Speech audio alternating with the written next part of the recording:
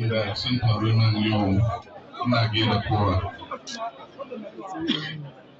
Jama'a ba da wani firan dogo ba, kowa ya sani tafiyan da mun fara daga northern region har muka kenan.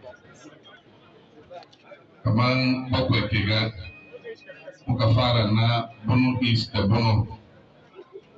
Sai mun yi ne kamar yau za mu shiga Ashanti.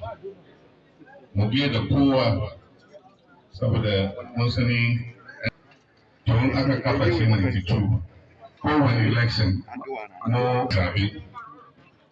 Don shi idan kowa ya tashi ya rika bayan ka ya jefa maka kuriya. Mun san dai cikin abinda turawa na shi a tradition ya kamata in gari ya waye ka yi tafiya kansu ka da kowa da aikin da suka yi maka. Da shi wannan tafiya mun fara daga tudu har mun zo mun kidan. Mun yi niyyar mu shiga Ashanti sai mun ji labarin da bai yi muna dari ba. Saboda sarkinmu na Yoruba abokinmu ne. Mu da shi ne na san su nawa ya yi muna addu'a saboda Allah ya ba mu sa. Da shi ba za mu iya mu fara komi a cikin Ashanti sai dai mun zo mu yi gaisuwar taziya. Da shi da safin ga abin da ya kawo mu kenan.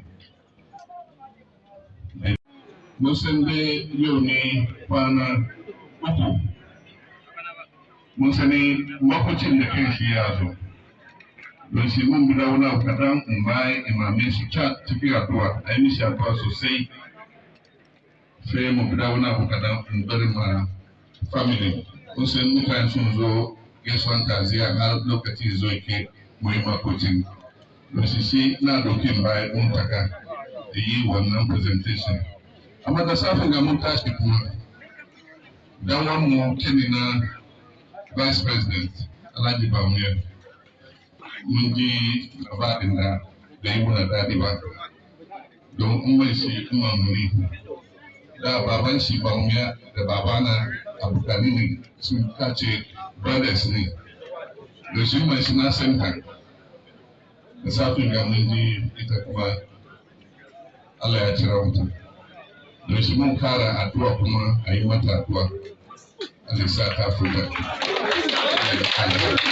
Na gode kwarai da shi na